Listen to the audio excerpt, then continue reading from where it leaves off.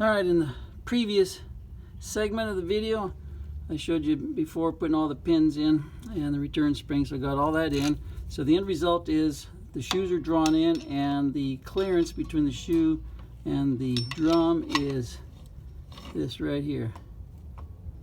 See that slight movement? Same over here.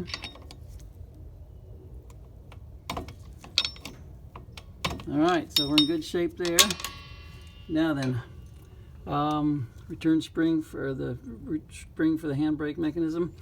What I didn't complete saying was if you had messed with your self adjusters and they're not aligned properly without the spring in here, and these things loose with a little bit of drag on them, dummy up the shoes and figure out where the self adjusters are supposed to be. Pull the shoes back off, do the final tightening on the self adjusters, then put the shoes back on. Make sure everything lines up so that you won't have any trouble at all. Even if these things lined up properly, you can see it still was a little difficult. And that was only because I had resistance inside the wheel cylinder here. If I had not broken the bleed screw, I would not have had any hydraulic pressure having to go back the other way.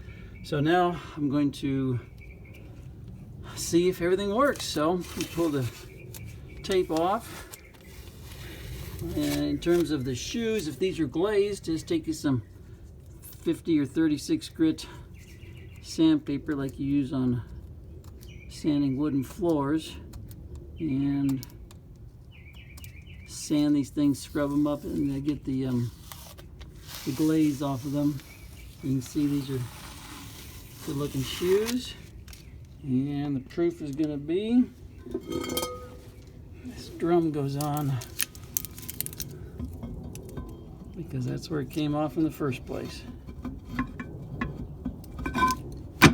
Alright, that is what it's supposed to be like. Now then, you also notice you got your 3 threaded screw holes right here, and those are designed to screw in a bolt. And you can see you have axle here, you've got axle here, it goes into dead space right there. So you're going to hit 2 of these, and this is designed so that you can screw a bolt in there and force the brake drum off, because these are going to rust in place right here.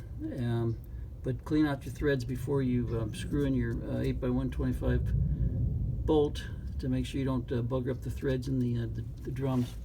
And that is how it works. Now then, if you want to make this even better, what you do is you hit the brakes, and you'll see you put a little, someone else is in there in the car sitting, push on the brake pedal, and you rotate your drum, you pull it off, and you look for any high spots, any marks where the shoe is making contact, because these shoes move out in an arc. They don't move out totally dead plumb with the center line. They move out in an arc, so you've got most of your contact here, minimal contact here, and so you're going to get some high spots or shiny spots. And what you're going to do is sand those down, file them down, and then put your drum back on, and do that until you get as much contact as you possibly can. And you can do that yourself. Nice. Good luck.